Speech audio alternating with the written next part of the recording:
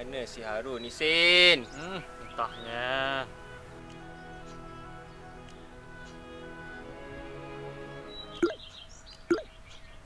Tu dia. Assalamualaikum. Salam. Salam. Sin. Duduk.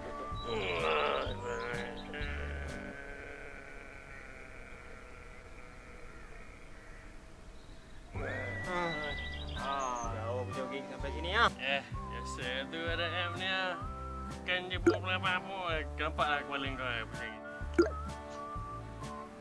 Tunglah, dulu mana ada datang ni? Dulu kalau tak sekampung, tak ada lah nak jumpa. Kampung sebelah jauh. Jalan berjam-jam baru sampai. Boleh jalan tu kau untung lagi. Rumah kampung sebelah aku seberang sungai. Kau nak rentas kau kena berakit lah. Rakit? Elok lah tu. Bapak mentua aku duduk kat pulau. Dia keluar eka ke laut. Berenang je. Ish, betul tu. Sekarang ni boleh hantar mesej satu kampung. Cakap je Tak payah nak tekan-tekan lah. Itulah. Yang dulu semua kau nak cakap seorang-seorang je. Mana ada cerita satu kampung. Kalau nak pun kena pergi masjid jumpa Bilal. Suruh dia laung satu kampung. Kalau ada Bilal. Kalau ada masjid. Dulu mana ada masjid? Surau je. Bumbung tak ada. Tiang pun ada 2 je. Surau kau ada tiang. Nikmat tu. Nikmat. Kampung aku dulu mana ada surau. Ada satu je tikar mengkuang kat tengah-tengah kampung. Tu 5 juta orang kampung semua solat Jumaat atas tikar tu je. Tiap-tiap malam boleh je tahajud 40 kan. Entah.